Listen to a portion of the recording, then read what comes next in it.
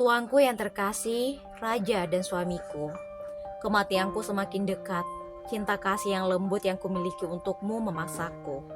Meski keadaanku seperti ini, aku ingin mengingat kamu dengan beberapa patah kata tentang kesehatan dan perlindungan jiwamu yang harus kau utamakan di atas semua hal duniawi. Dan di atas perawatan tubuhmu yang karenanya kau telah melemparkanku ke dalam banyak malapetaka dan dirimu ke dalam banyak masalah.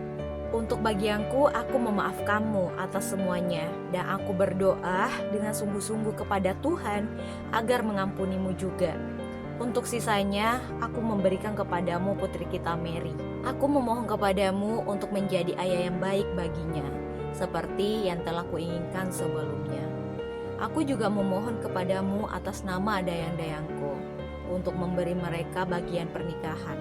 Mereka tidak banyak, hanya 3 orang.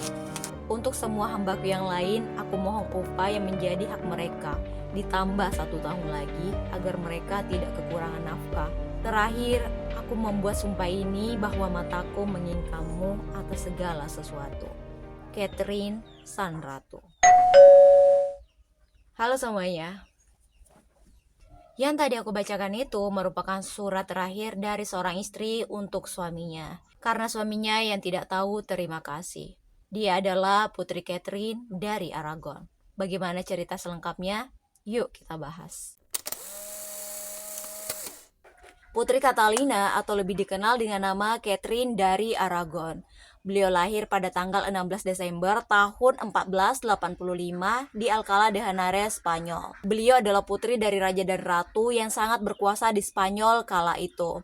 Ayahnya adalah Raja Ferdinand dari Aragon dan ibunya adalah Ratu Isabella dari Kastilia. Dia adalah putri bungsu dari 5 bersaudara. Saudara-saudaranya yang lain bernama Juan, Joanna, Isabella, dan Maria.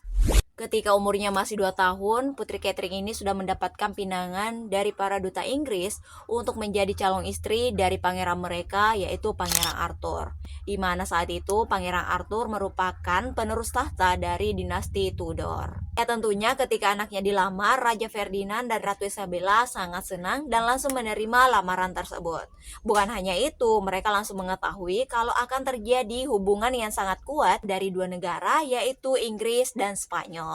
Putri Catherine yang mendapatkan lamaran tersebut tentunya dari sejak kecil sudah diajarkan bagaimana menjadi calon ratu nantinya.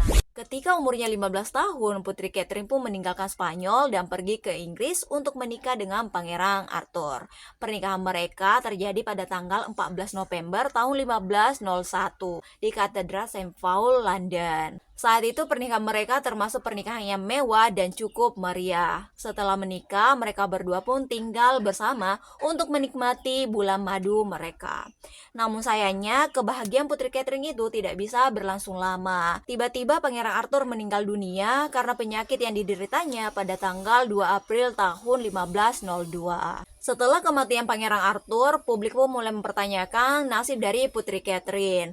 Apakah dia akan tetap tinggal di Inggris atau dipulangkan ke negaranya di Spanyol? Tapi karena memang dari awal pernikahan tersebut terjadi karena keinginan untuk mempersatukan 2 negara, akhirnya Putri Catherine ini tetap tinggal di Inggris. Nah, terus bagaimana caranya agar mengikat kedua negara ini? Ya, tentunya kalian tahu, ketika penerus tahta ini meninggal dunia, maka dia akan digantikan oleh saudaranya. Saat itu, Pangeran Arthur memiliki seorang adik, yaitu Pangeran Henry. Akhirnya, Pangeran Henry lah yang akan menggantikan Pangeran Arthur untuk menjadi penerus tahta kerajaan Inggris. Dan selain itu, Putri Catherine pun dijodohkan kembali dengan Pangeran Henry. Namun sayangnya, ketika mereka akan melangsungkan pernikahan, mereka itu dihadapkan dengan berbagai masalah. Masalah pertama itu karena mahar, di mana mahar ini baru bisa diberikan ketika Raja Inggris saat itu atau ayah dari Pangeran Henry meninggal dunia.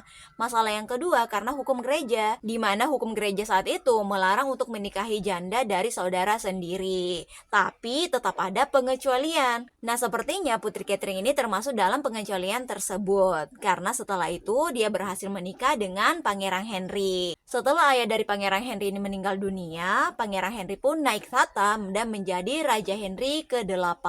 Selain itu, Putri Catherine pun berubah statusnya dari seorang putri menjadi ratu pendamping untuk Pangeran Henry atau Raja Henry ke-8. Meskipun mereka berdua ini dijodohkan, tapi mereka berhasil menumbuhkan rasa cinta di antara mereka berdua.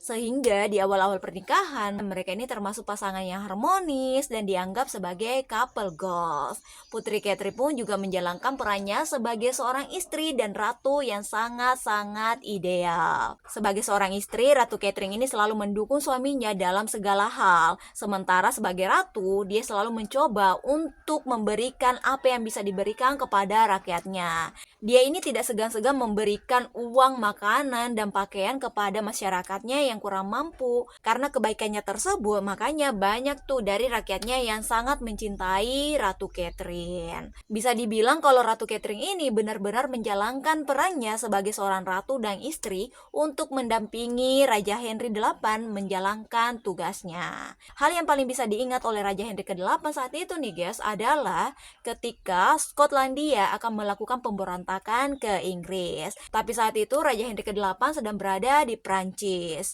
Tentunya kalian tahu siapa yang berusaha untuk menghentikan pemberontakan tersebut ketika rajanya tidak ada. Ya, Ratu Catherine. Nah, makanya Ratu Catherine ini juga merupakan orang yang sangat dipercayai oleh Raja Henry ke-8. Namun sayangnya nih guys, keberhasilan Ratu Catherine sebagai ratu dan juga istri tidak membuatnya berhasil sebagai seorang ibu. Setelah menikah dengan Raja Henry ke-8, Ratu Catherine ini pernah hamil sebanyak 6 kali, 3 anak laki-laki dan 3 anak perempuan. Tapi hanya satu anaknya yang berhasil bertahan hidup, yaitu Putri Mary, sedangkan yang lainnya meninggal dunia. Mendapatkan seorang putri dari istri yang dicintainya nih guys tidak membuat Raja Henry ke-8 bahagia dan puas. Dia masih ingin mendapatkan seorang anak laki-laki untuk menjadi penerus tahtanya.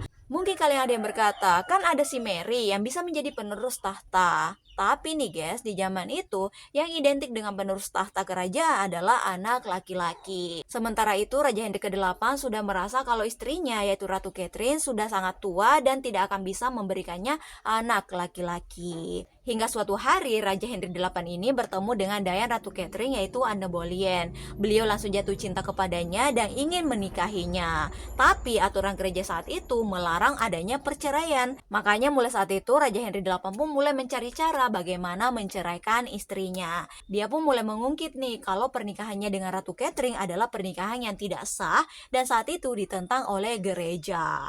Nah, selain itu dia pun berusaha untuk memisahkan aturan gereja dan membuat aturannya sendiri. Ketika kehendaknya itu berhasil, dia pun mengusir Ratu Catherine dari istana dan diasingkan ke kastil Kimbolton. Tidak hanya diasingkan, Ratu Catherine dari Aragon ini juga dilarang untuk bertemu dengan anaknya yaitu Putri Mary. Tapi meskipun Ratu Catherine tinggal di kastil itu, beliau itu tetap dipantau oleh Raja Henry ke-8 dan mereka masih sering juga berkirim surat meskipun suratnya tersebut tidak langsung ditulis oleh Raja Henry ke-8. Selama tinggal di pengasingannya, ada satu hal yang tidak pernah mau disetujui oleh Putri Catherine, yaitu pernikahannya yang dianggap tidak sah oleh Raja Henry ke-8. Ratu Catherine menolak hal tersebut.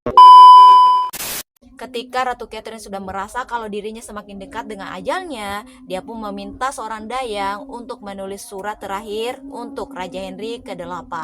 Begitulah guys nasib dari Ratu Catherine dari Aragon. Terima kasih sudah menonton sampai habis. See you on the next story. Bye-bye.